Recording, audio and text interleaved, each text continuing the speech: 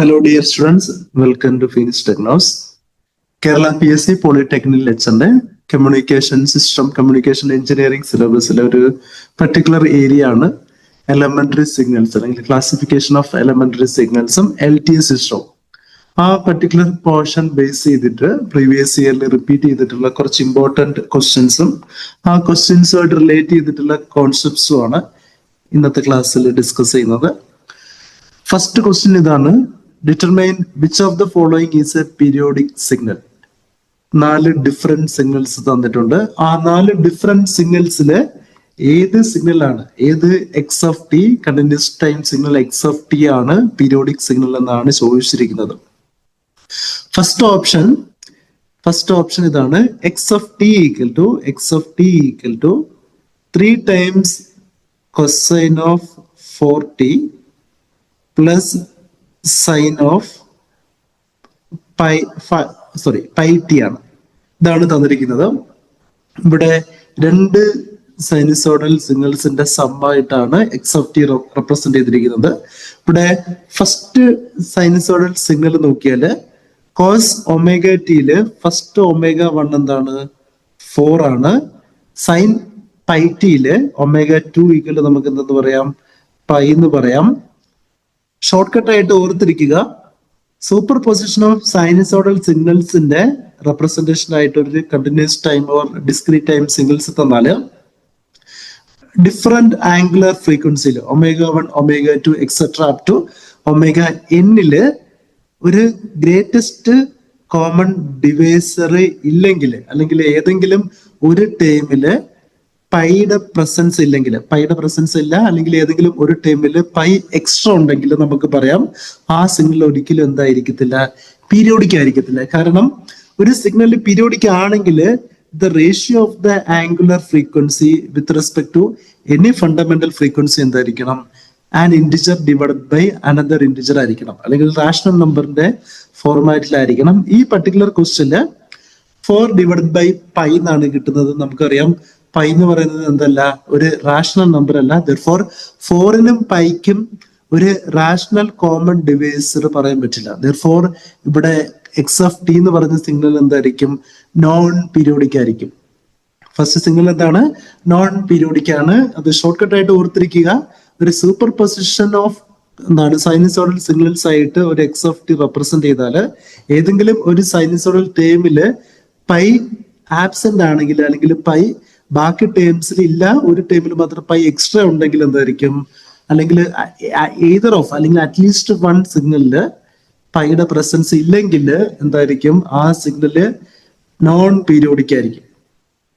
Okay, ഇനി രണ്ടാമത്തെ signal X of T equal to, രണ്ടാമത്തെ സിഗ്നൽ എന്താണ്, X of T equal to cosine of 4t plus 2 sine 8t ആണ്. ഇവിടെ omega 1 equal to 4 ആണ്, omega 2 equal to എന്താണ് 8 ആണ്. ഇവിടെ രണ്ടിടത്തും പൈ ഇല്ല, therefore അത് നമുക്ക് കൺസിഡർ ചെയ്യേണ്ട കാര്യമേ ഇല്ല.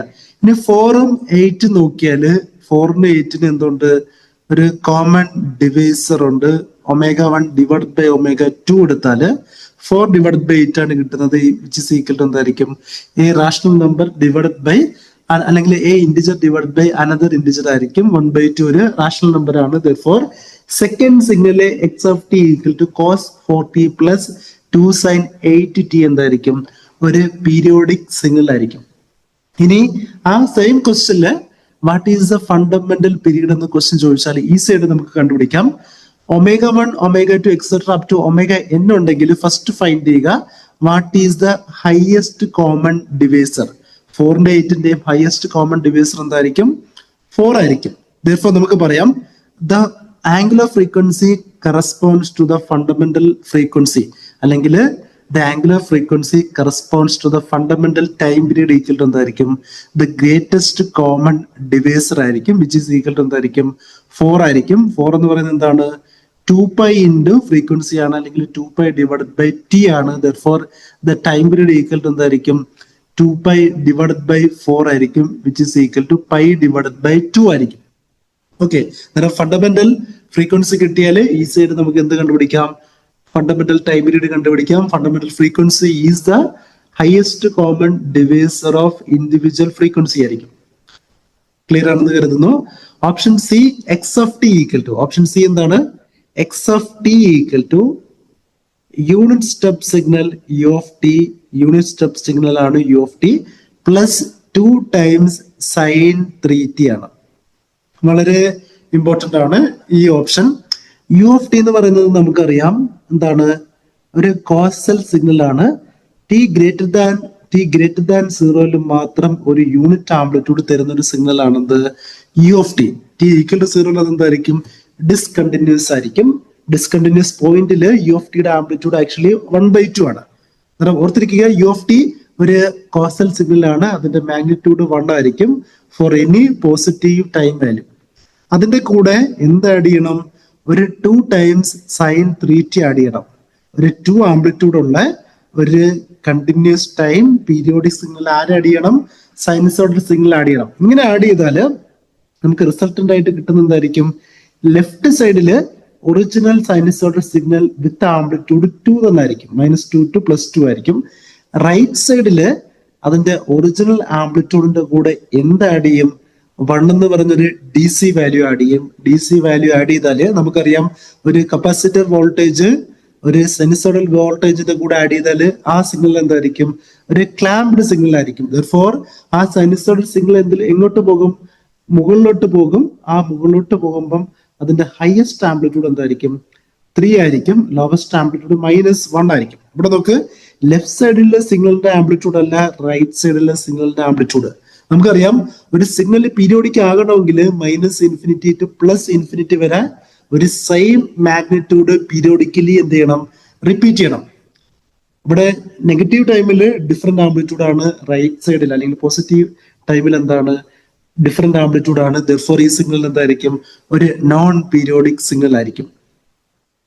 ഓക്കെ, ഇവിടെ യു ഓഫ് ടിക്ക് പകരം ഒരു സെയിം കോൺസ്റ്റന്റ്, ഒരു ഡി സി വാല്യൂ, ഒരു ഫിക്സ്ഡ് ഡി സി വാല്യൂ 1 അല്ലെങ്കിൽ ഏതോ ആയിക്കോട്ടെ, ഒരു ഡി സി വാല്യൂ ആഡ് ചെയ്താല് ആ സിഗ്നൽ എന്തായിരിക്കും? പീരിയോഡിക് തന്നായിരിക്കും. കാരണം ഒരു പീരിയോഡിക് സിഗ്നലിന്റെ കൂടെ ഒരു fixed D C voltage add ചെയ്താല് ആ fixed D C voltage -∞ to +∞, amplitude എന്താണ്? കീപ് കോൺസ്റ്റന്റ് ആണ്. Therefore ഒരു ഡി സി വാല്യൂ സിനുസോയ്ഡൽ വോൾട്ടേജിന്റെ കൂടെ ആഡ് ചെയ്താൽ റിസൾട്ടന്റ് എന്തായിരിക്കും? ഒരു പീരിയോഡിക് സിഗ്നൽ ആയിരിക്കും. ഇവിടെ യു ഓഫ് ടി എന്ന് പറയുന്നത് എന്തല്ല? ഒരു പീരിയോഡിക് സിഗ്നൽ അല്ല. യു ഓഫ് ടി എന്തല്ല? പീരിയോഡിക് സിഗ്നൽ അല്ല. തിരിച്ച് 1 എന്ന് പറഞ്ഞിരുന്നെങ്കിൽ അതെന്തായിരിക്കും? പീരിയോഡിക് സിഗ്നൽ ആയിരിക്കും. അതിന്റെ ഫണ്ടമെന്റൽ പീരീഡ് നമുക്ക് ഫൈൻഡ് ചെയ്യാൻ പറ്റില്ല. പക്ഷെ ഒരു ഡി സി വാല്യൂ ഓൾവേസ് എന്തായിരിക്കും? പീരിയോഡിക് ആയിരിക്കും. ഓക്കെ, ക്ലിയർ ആണെന്ന് കരുതുന്നു. ഇനി ഓപ്ഷൻ ഡി തന്നിരിക്കുന്നത് യു ഓഫ് ടി -½ എന്നാണ്. ഓപ്ഷൻ ഡി തന്നിരിക്കുന്നത് യു ഓഫ് ടി -½ എന്നാണ്. യു ഓഫ് ടി നമുക്കറിയാം എന്താണ്? ടി ഗ്രേറ്റർ ദാൻ ഓർ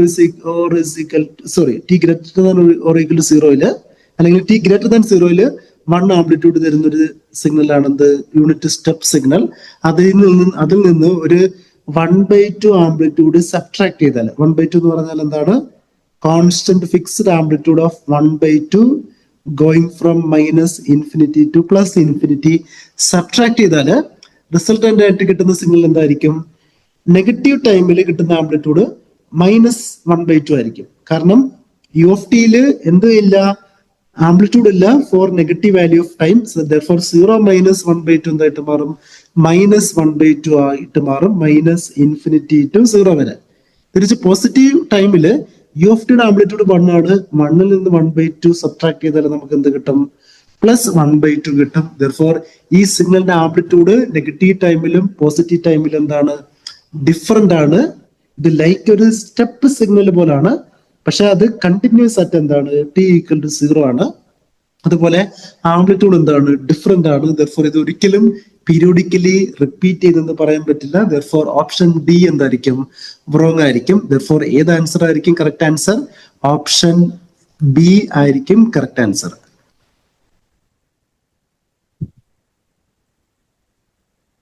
അടുത്ത ക്വസ്റ്റ്യൻ,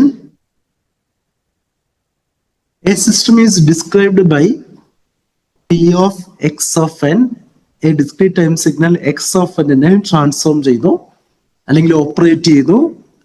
അങ്ങനെ ഓപ്പറേറ്റ് ചെയ്യുമ്പം അതിന്റെ ഔട്ട്പുട്ടിൽ കിട്ടുന്ന എന്താണ്? എ സമ്മേഷൻ ആണ് X of K where K varies from n0 to n ആണ്. ഇവിടെ ഫൈൻഡ് ചെയ്യേണ്ടത് identify the correct characteristics for this.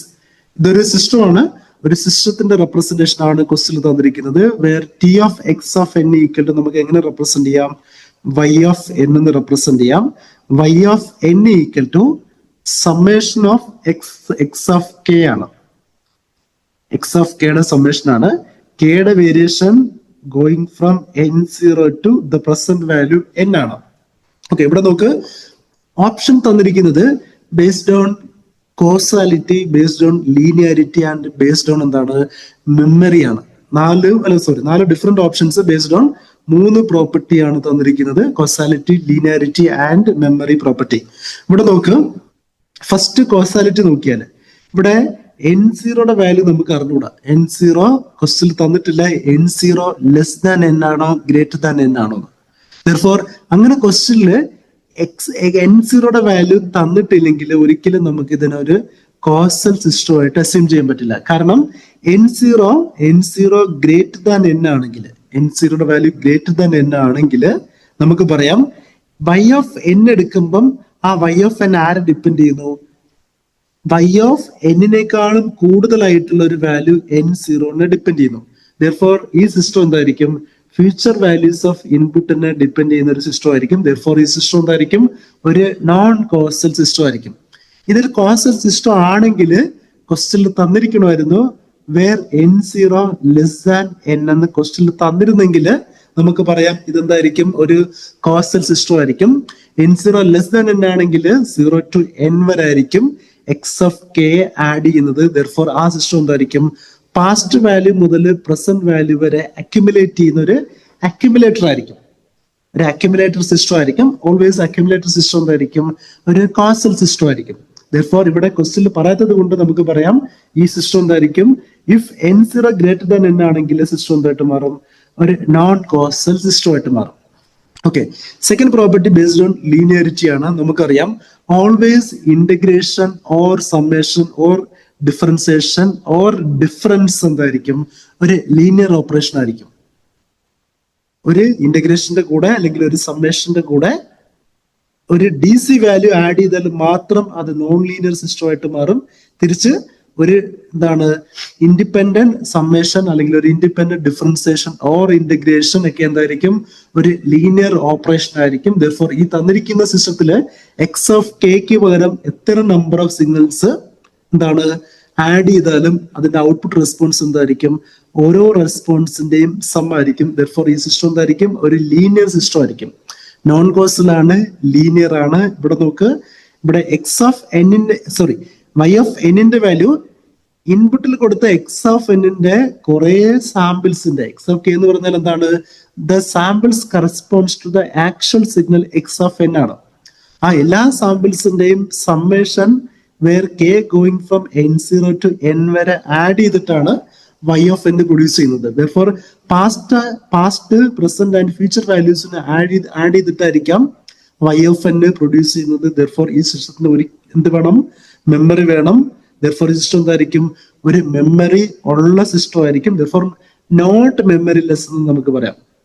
Therefore collectively system ഒരു നോൺ കോസൽ ആയിരിക്കും, ലീനിയർ ആയിരിക്കും, നോട്ട് മെമ്മറി ലെസ് ആയിരിക്കും. ദെർഫോർ ഓപ്ഷൻ എ ആണ് correct answer.